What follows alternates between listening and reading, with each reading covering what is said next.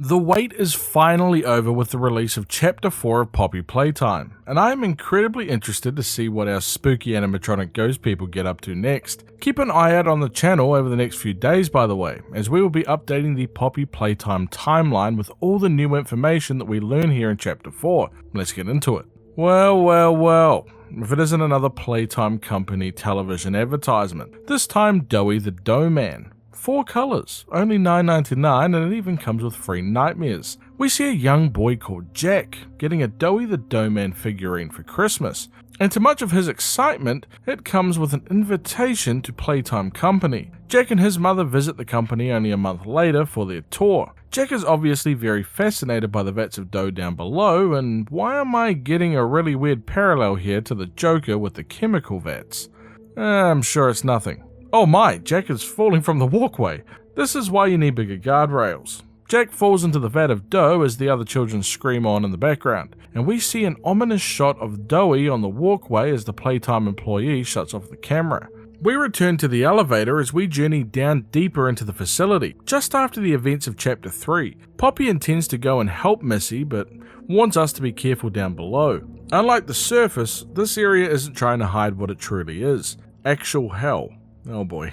We find a note nearby speaking about the red smoke. It is a warning to the employees about using any kind of lighters or heat-producing items down here. It could cause an explosion, if near the red smoke, since they don't have the same level of filtration down here as they do on the surface. I have a strange feeling that explosions will be the least of our concerns while we're down here, but I do appreciate the heads up. I must say, this place could really use a janitor. There is debris and destroyed smiling critter dolls everywhere. And when I say destroyed dolls, I mean it. There has to be like 1 million here. We can find a journal entry from a Riley, a 12-year-old girl near the dolls. It describes her first day at Playcare after losing her parents in a fire only a few weeks prior. She talks about how she was given a room, a big pink bed and toys. Not to mention the journal that she's writing in. She is struggling to fit in with the other children since they have all been here for most of their lives, and don't really know any different, while she still remembers her parents that loved and cared for her. A friendly counselor told Riley to write thoughts in her journal,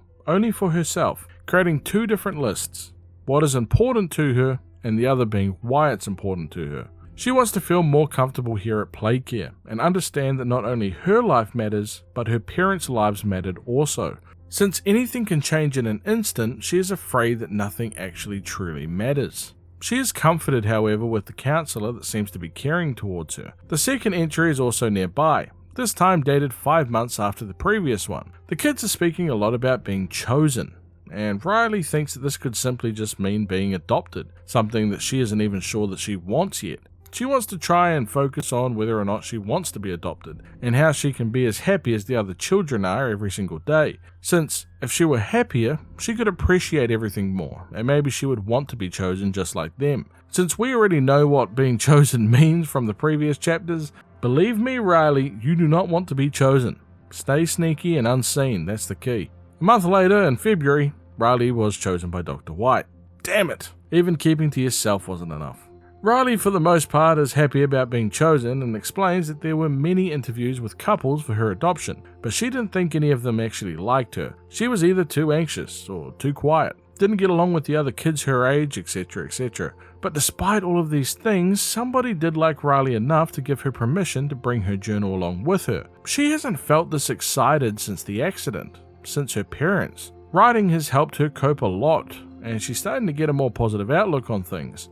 Her new list of important things involve growing up into the girl that her parents wanted her to be, and to make them proud, to get more friends and to stay happy.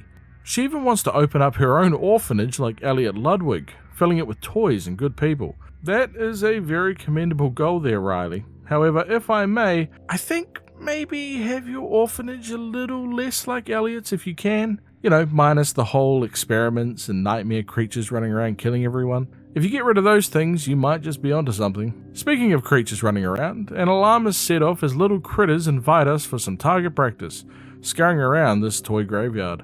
Once we deal with those little guys, we can find another 2 journal entries from Riley. The third is not dated like the others, unfortunately, but she does mention how it wasn't what she thought it was going to be.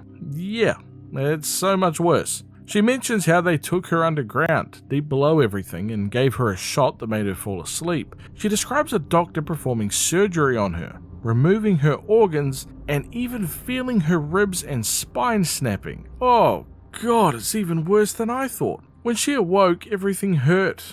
Hours of her screaming, but nobody was listening. She quickly realized that her body was not her own anymore. She can't separate her fingers, and her hands are not her own, but she can oddly feel them move. She is in a room much different to the one that she had at the orphanage, and Riley points out that she's been here a very long time, but she just can't remember just how long. She is still writing, even though she's dropped the pen 3 times, still trying to get used to her new hands, and she can't understand why this would happen to her. Why did she survive the fire if this is all that she would get? Her new list is waking up from the nightmare and getting back to being herself, since she only just started to like life again, like before. The 4th entry into her journal describes how her room is now moving around as a hole opened up and the room is now upside down. There is screaming from outside the room, but she is doing everything that she can to just hide. Roughly an hour later, Riley decides to check outside and mentions how there are bodies everywhere.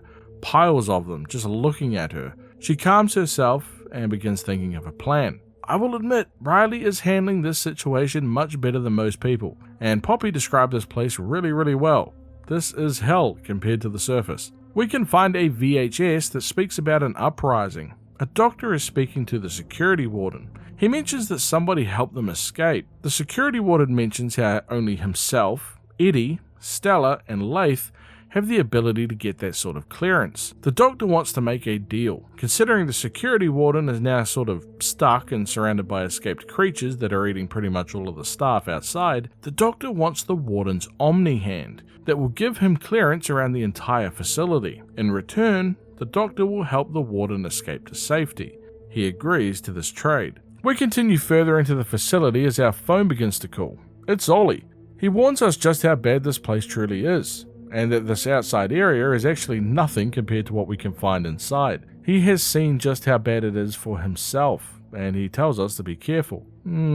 I still have my eye on you, Ollie. I'll trust you for now, but I still don't know about you. We can find a key leading into some nearby offices, with this dead creature holding onto it. It's hard to tell, but I have reason to believe that this is actually Riley after her surgery. Inside is a tape recording between Playtime guards Cole and Norm. They're speaking about the differences in their guard shifts. Cole is working in the Northern District, which is the highest security, but it's largely quiet, while Norm is dealing with the Eastern District, involving a whole bunch of toys banging on the walls and some even crying out for their parents. Cole points out that they aren't even people anymore. They're just animals, sick and twisted, living off instinct.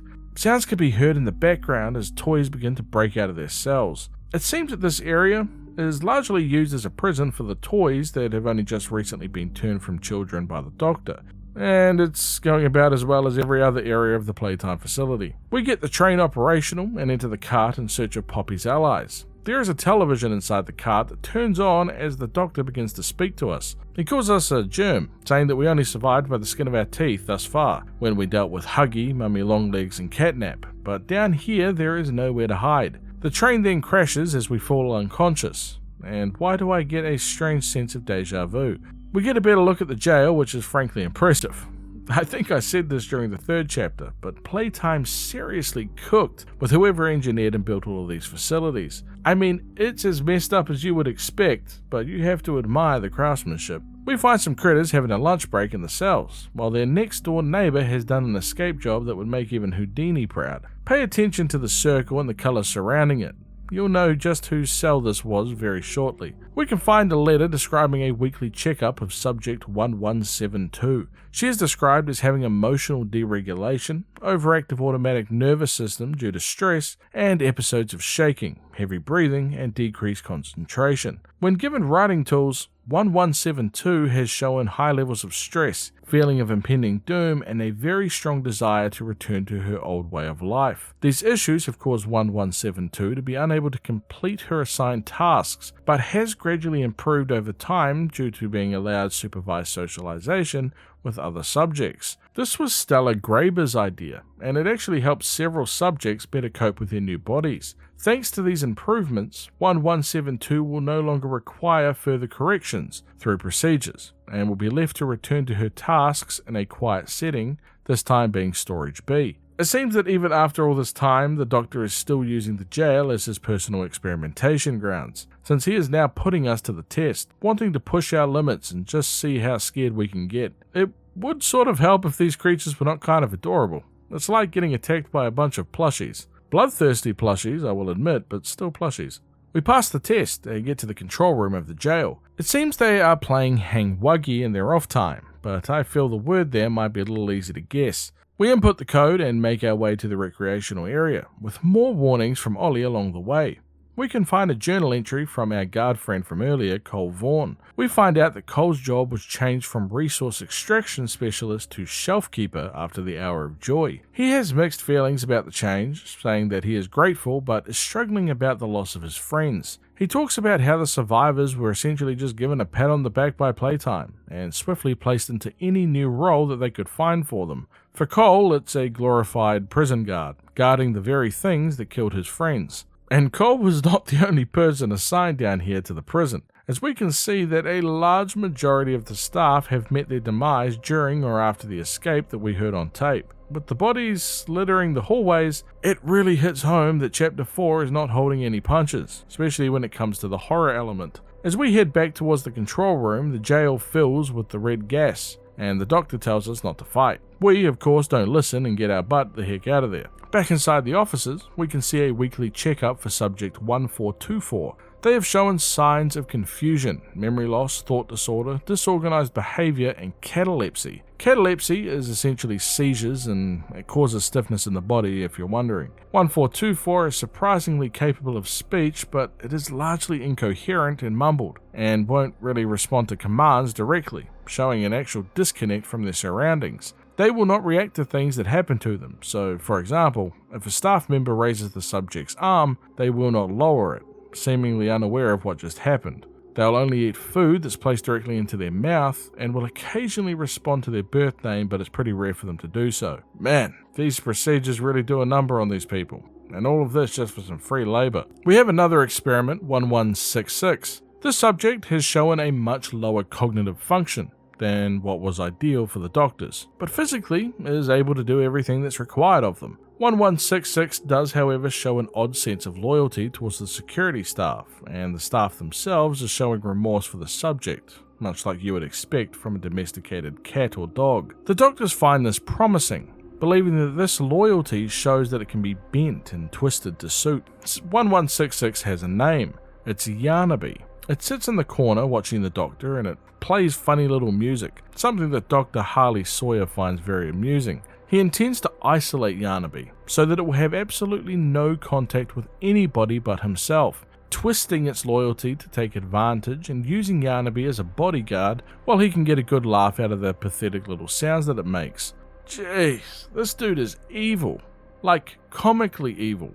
I really do think that we could consider putting Playtime Company right up there with some of the worst gaming companies of all time, right next to Resident Evil's Umbrella Company.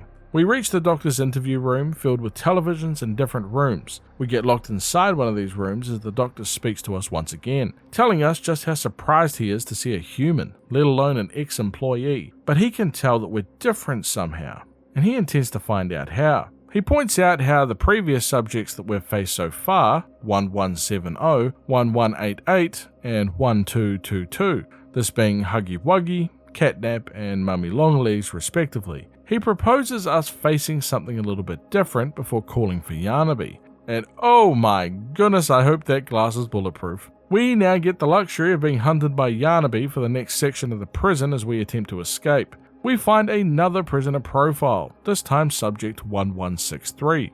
It doesn't show much human qualities, much like the other subjects. The subject was described as a bright, joyful, and a bit of a bundle of joy prior to the transition into the toy. Now it's limited and depleted. The Doctor is getting sick of creating mindless creatures, saying that 1163 is more like a rabid animal, eating whatever's put in front of it, regardless of its appetite. And it cannot even play the piano rhythms in tune, something that does not intrigue the Doctor at all. Dr. Harley sent 1163 for testing, expecting it to probably die in the process, stating that there will be no more experiments like this and that improvements have to be made in the future. As we continue to avoid Yarnaby like the plague, we can find more journal entries from Playtime employee Cole Vaughan. He speaks about Stanley being attacked on duty, which is odd, since Stanley is actually one of the nicer guards down here, even trying to sneak candy and toys to the creatures to try and make them happier. He tried to sneak food to Boxy after hours and was only saved when numerous other guards with tranquilizers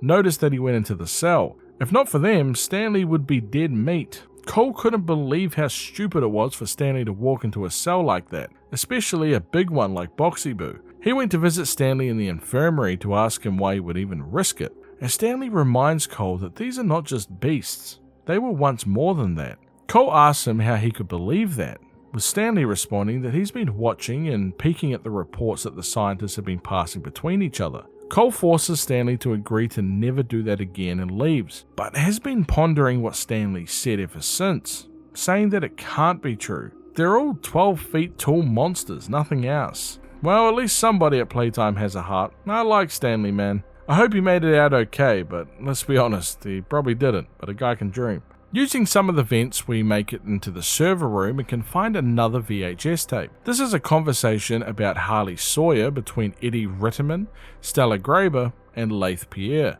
They are mentioning how Sawyer has no regard for the safety of staff, facilities, children, or anything here at Playtime. Despite Stella setting boundaries with him, he just doesn't seem to listen. Laith points out that the Bigger Bodies Initiative, which is headed by Dr. Harley Sawyer, is still a money hole, and this prompts Eddie to suggest actually just getting rid of Dr. Sawyer, making him disappear like the many that they've done before. Laith refuses to kill him, saying that they actually need him even if they don't like it. Stella suggests maybe demoting him, or stripping him from his power over the Bigger Bodies Initiative, especially after the Huggy Wuggy escape into the woods, Catnap's drama, and of course Stoll. They mention how none of these compare to the theatre incident, something that they don't elaborate on further. Laith finishes the conversation with an idea of how to deal with Harley Sawyer without killing him, but the VHS tape cuts off just as he's about to suggest it.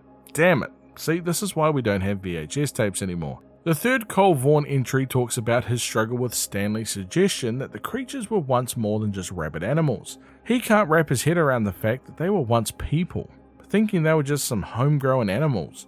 Cole decides that he is going to find out the truth for himself, but he needs to be careful since punishment here at Playtime is a little more than being fired or yelled at. Being caught snooping around is a very quick way to become Boxy Boo's next lunch meal.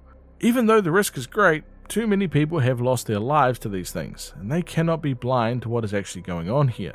Cole does manage to sneak into the archives and gets a prisoner profile document about Dr. Harley Sawyer.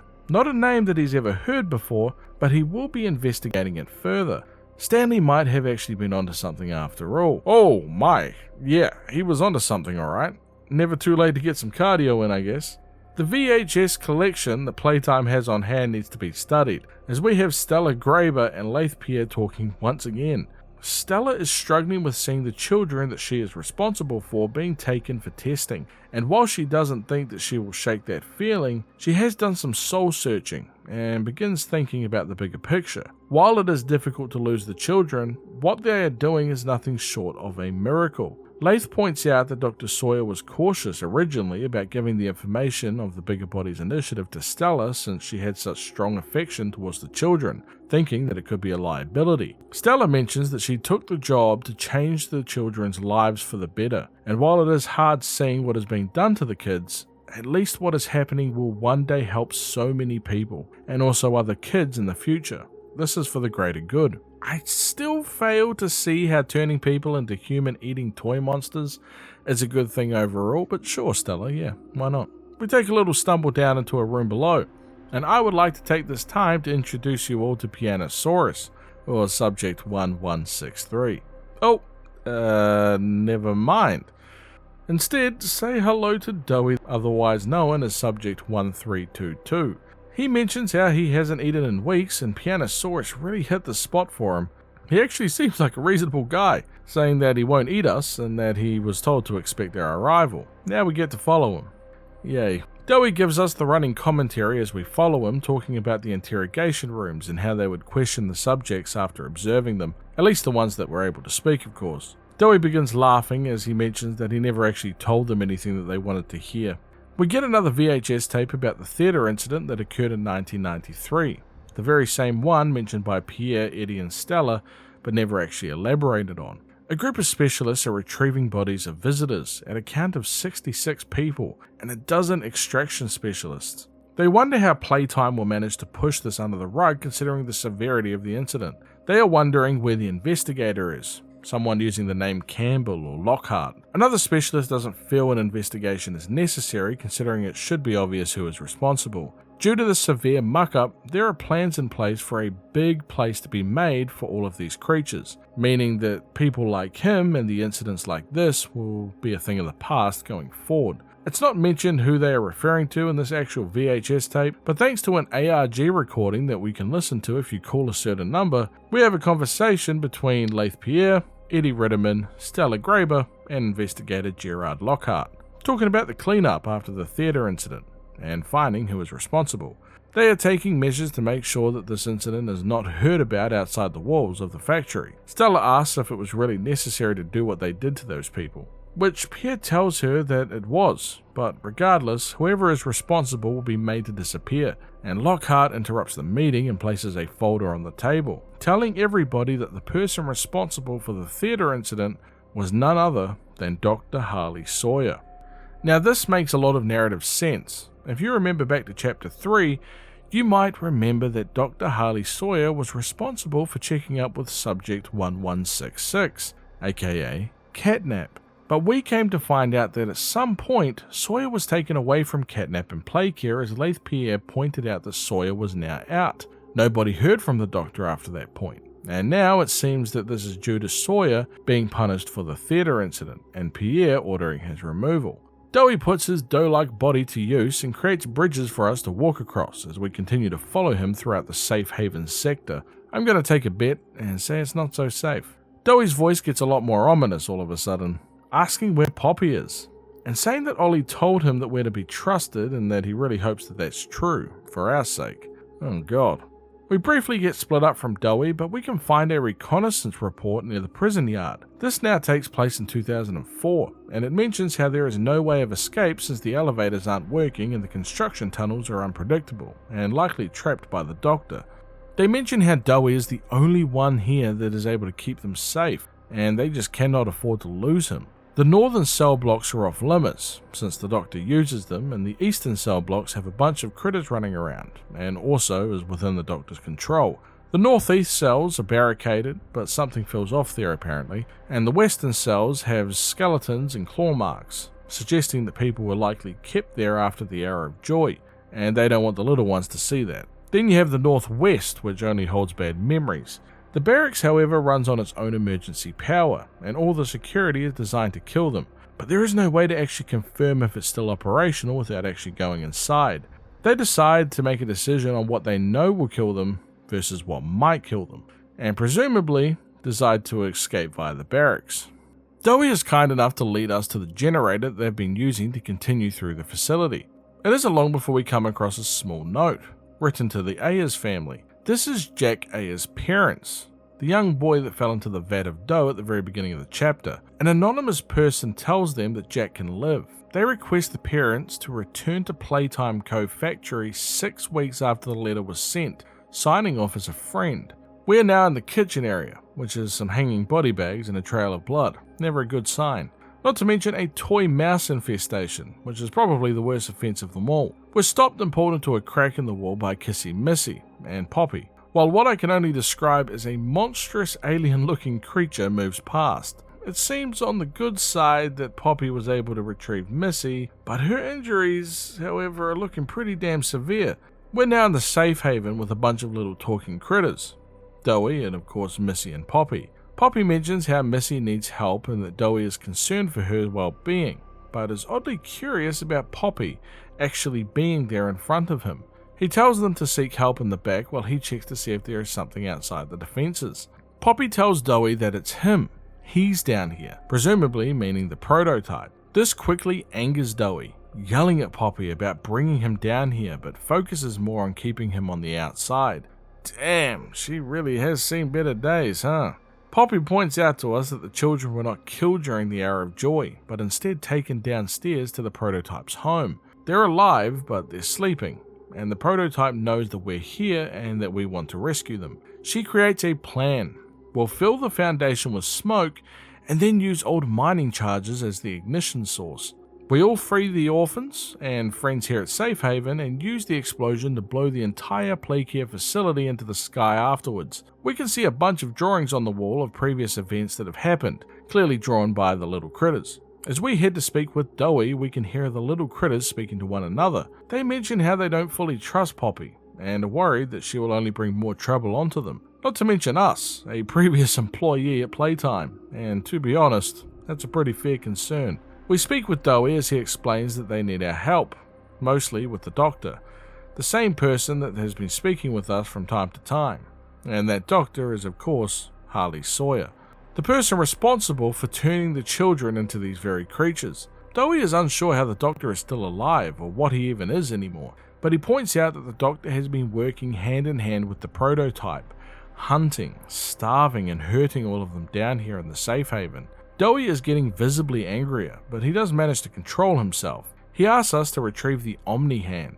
It's essentially a master key that executives use to command anything within the Playtime factory. Everything except this generator down here in the Safe Haven. We need to get that Omni Hand for the generators to reroute the red smoke to the Foundation and then to take control away from Prototype and Doctor. He points out that everybody down here is his family, and while he does understand that Poppy wants to destroy the prototype at all costs, he asks us to consider the fact that if we throw everything and everyone away just to kill the prototype, how much do we really waste? We take a final look around the Safe Haven before heading out in search of the Omni Hand, and we find another VHS. It's Eddie and Warren Bark, speaking about the construction of the lower levels of Playtime. Warren Bark is mentioning to Eddie how they've built so much for Playtime over the years, and always have been accommodating, but he does not like what he's being asked to build here. The game station, for example. At least it would be fun for the kids, or even the underground production plants. It would at least help with toy production, sure. But what on earth would a toy production company need with an underground prison? He points out that when they built Playcare, Mr. Ludwig would always talk about how much good it will be for the children, and just simply looking at the man was enough to believe every single word he said. But Warren Bark isn't sure that this is the same company, and he needs Eddie's word that whatever this prison is created for is something good, like maybe a game for the kids.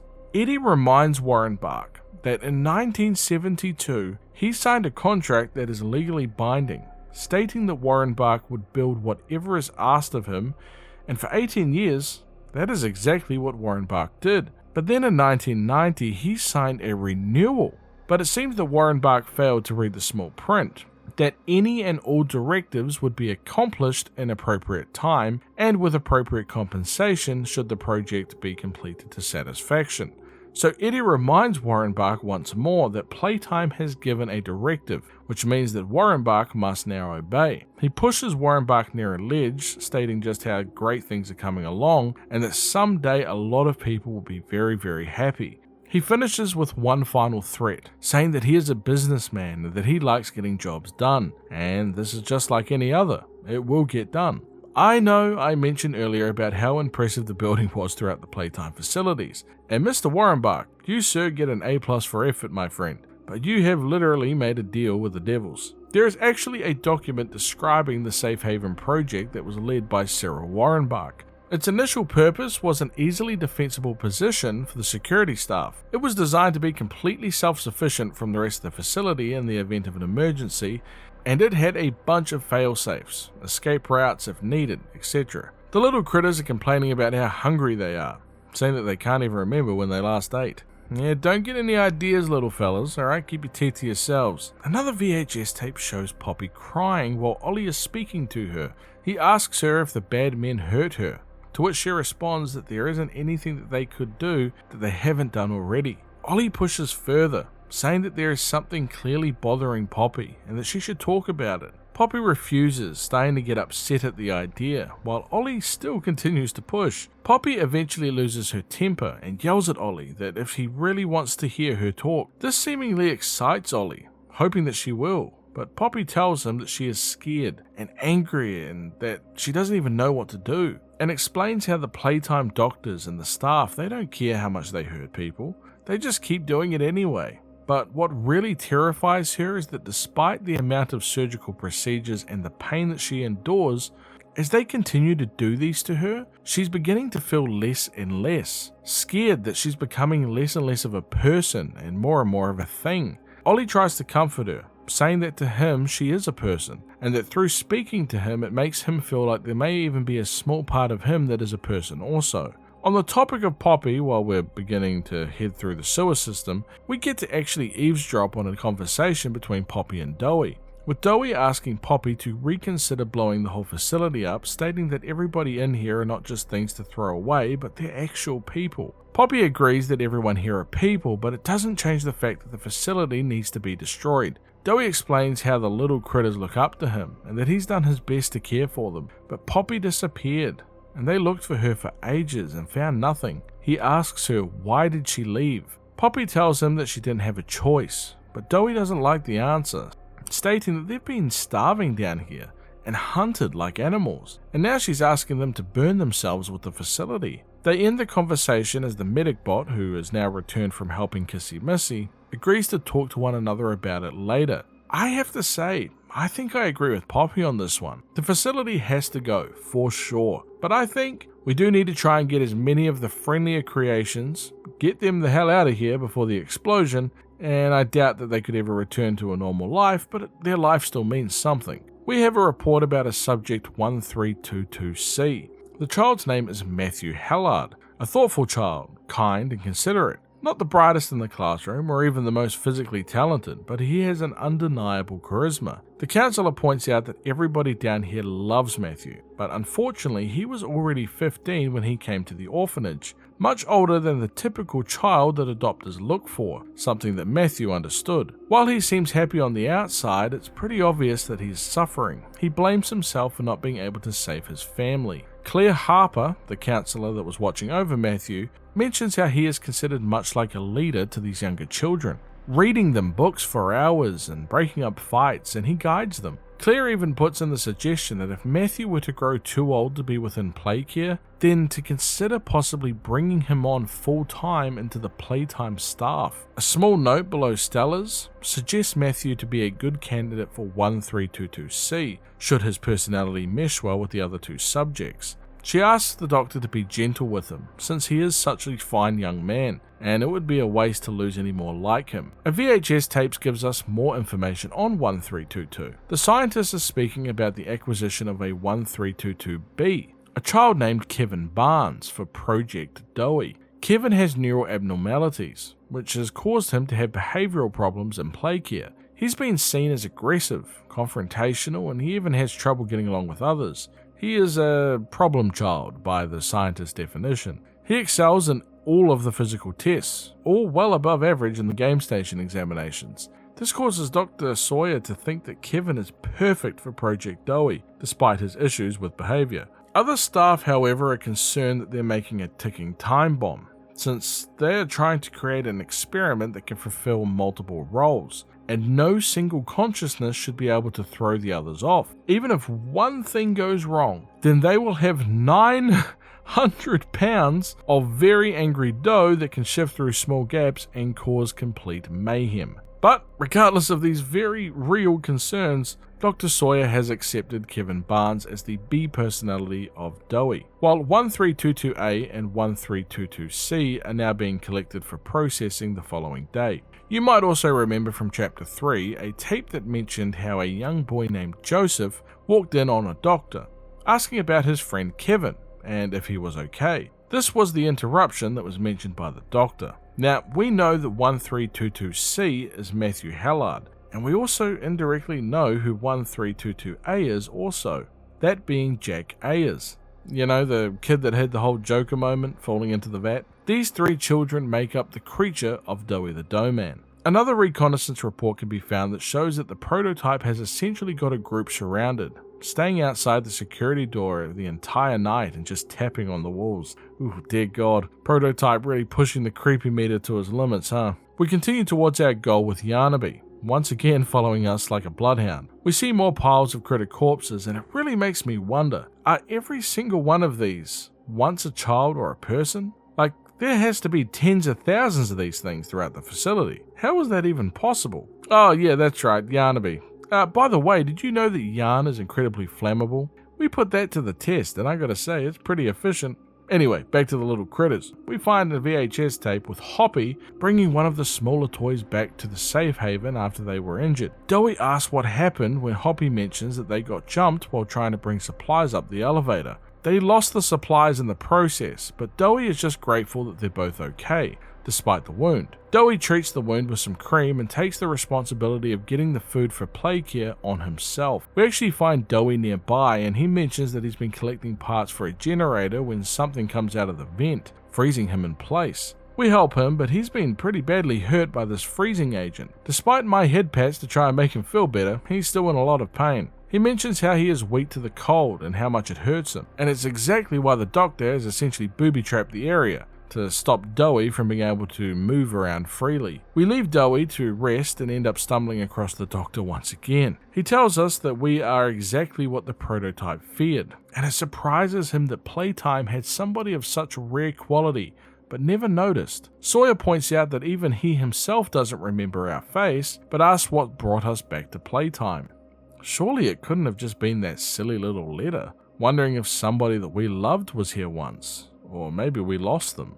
You know, I mentioned at the start of chapter 1 that going to an abandoned building where people went missing at some stage, by yourself, at night, based on a random obscure letter that was probably not a great idea. So maybe, just maybe, this could be our first clue as to a hidden reason for our return to Playtime.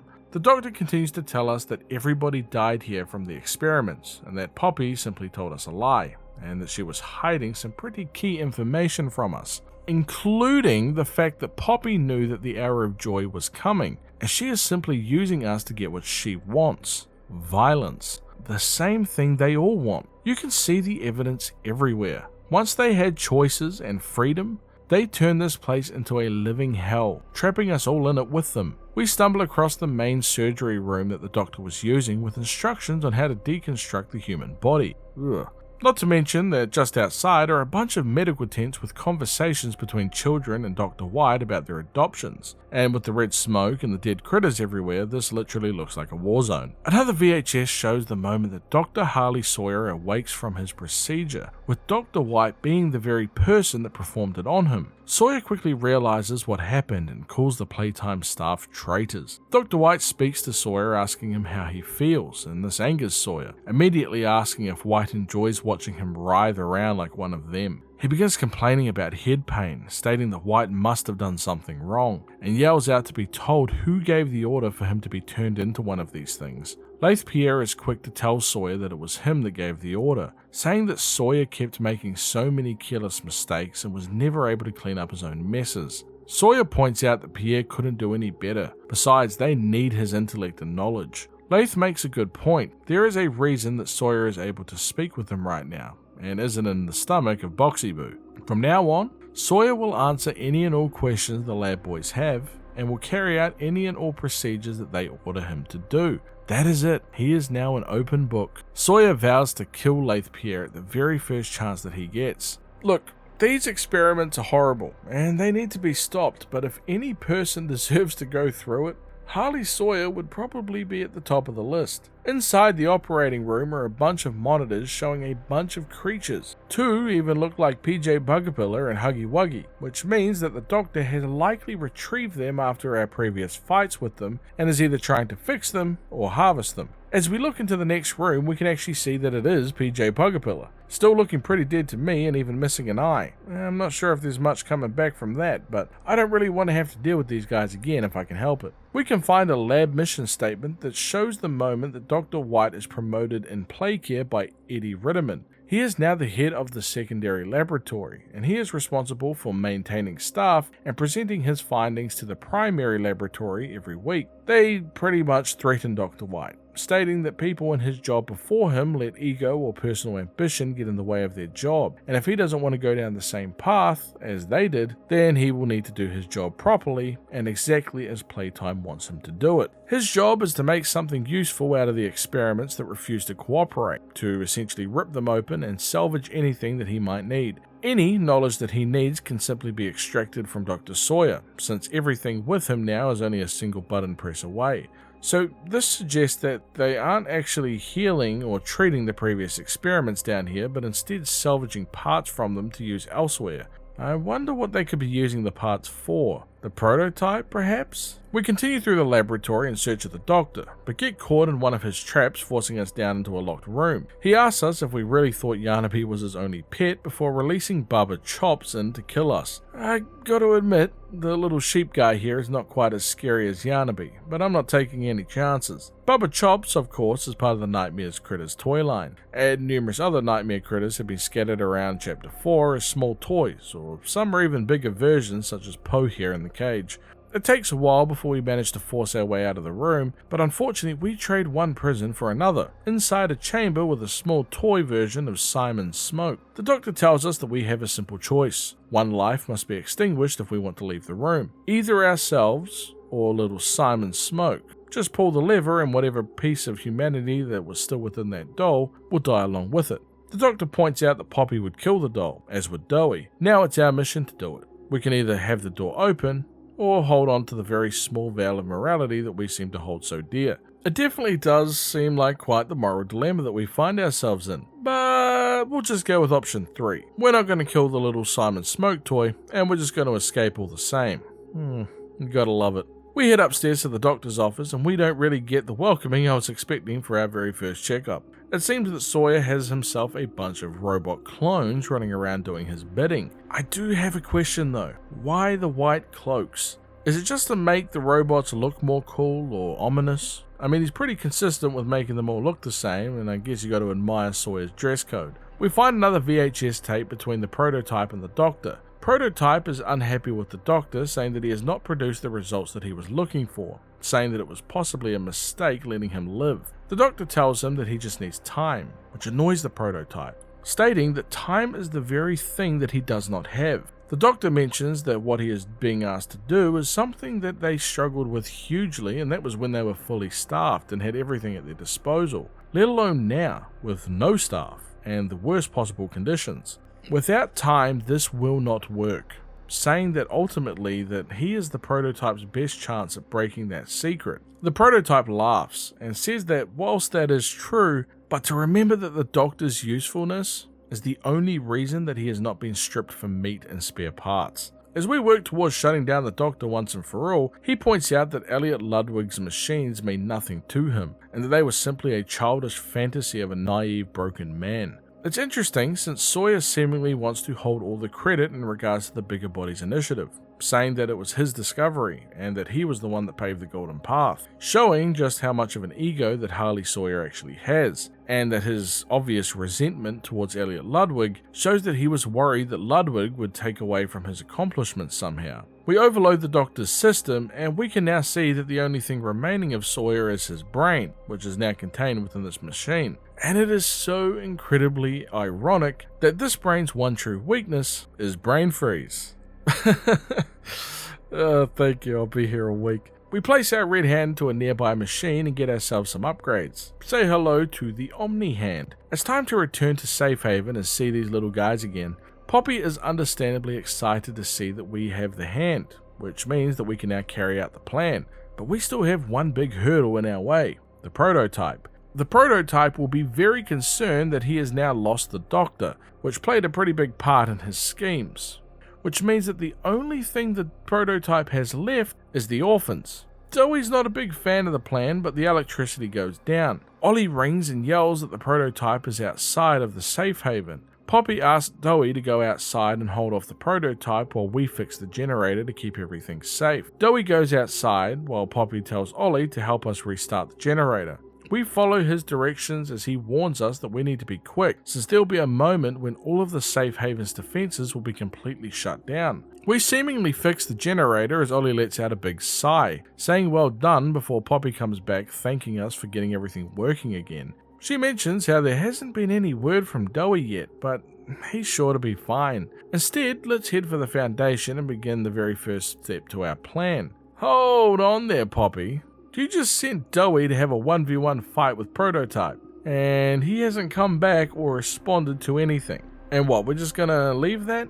We're not gonna investigate that any further? Seems a little cold-blooded, but yeah, I'm sure nothing could have possibly gone wrong. We waste no time and head towards the foundations, grabbing the explosives along the way. We find another VHS tape that shows the moments when Mr. and Mrs. Ayers return to playtime after receiving the letter about how they could save Jack's life. The scientists are telling the parents to stay calm, and when speaking to the patient as he only has just awakened, the mother is amazed and happy to see that her son is alive, while the father George is horrified at what they did to his son, yelling at the scientists to explain what they did to Jack. The mother tells him to stay quiet. It doesn't matter since that is still their son, while the father points out that what that is not even human. The mother asks the scientists if they can enter the room and speak with him, so they know for sure. The scientists agree and let them inside. Once the door closes, we can hear the mother speaking to Jack, who is now Doey, apologizing to him, saying that she could have done something better for him, noticing him falling a little quicker, or maybe she could have reached a little faster.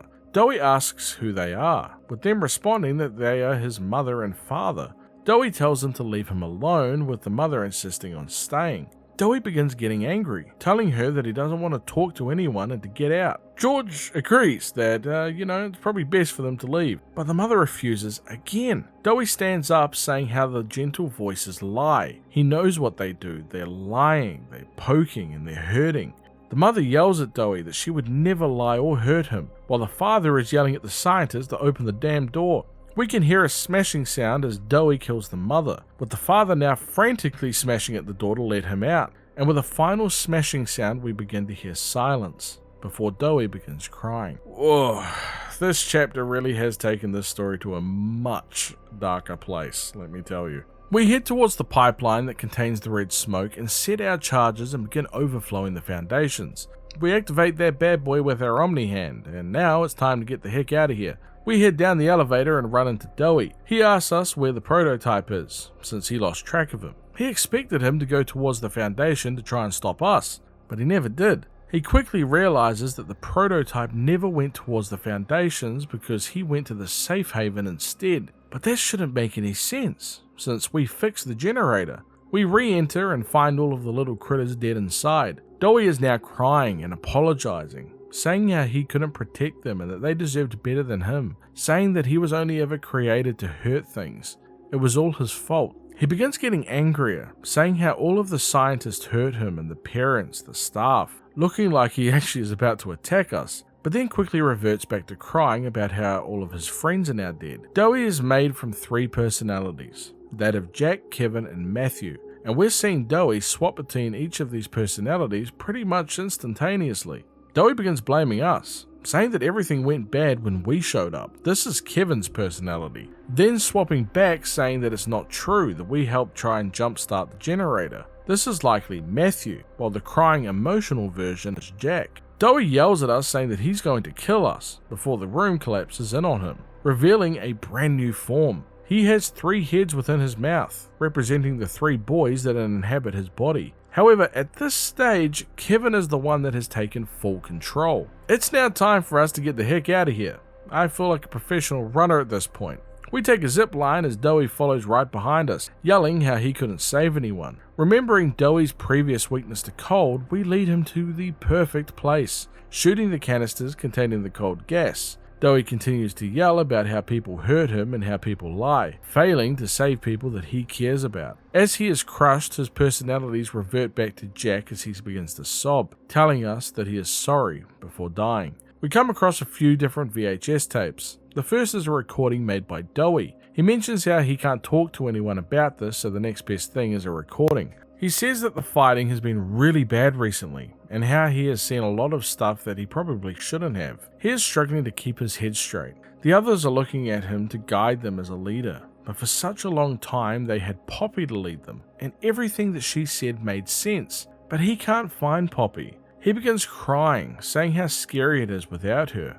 He wonders if she ran just like he did, saying that he is currently outside of the prison. He realizes that he could simply make for the exit, something that he's wanted for the longest time. He is able to fit through small crevices and wouldn't have really any trouble escaping the playtime facility. But there are others inside here that aren't like him and cannot escape on their own, and they're hungry and scared just like him. They mean a lot to him, and knowing how much they rely on him, he can't just leave them. He decides to return to them, using this recording as a way for him to remember this decision to stay down here and to protect them. And if he was to ever forget it, he can simply listen back to this and remind himself. The next one was recorded by Poppy. It is a recording right after the hour of joy. She mentions how she didn't know that it was going to go like this, thinking that they were simply just going to leave the facility or the factory. But now the prototype is telling her that they cannot leave ever. It's too risky to leave. And what happened to Poppy and the prototype cannot be allowed to happen again to anyone else.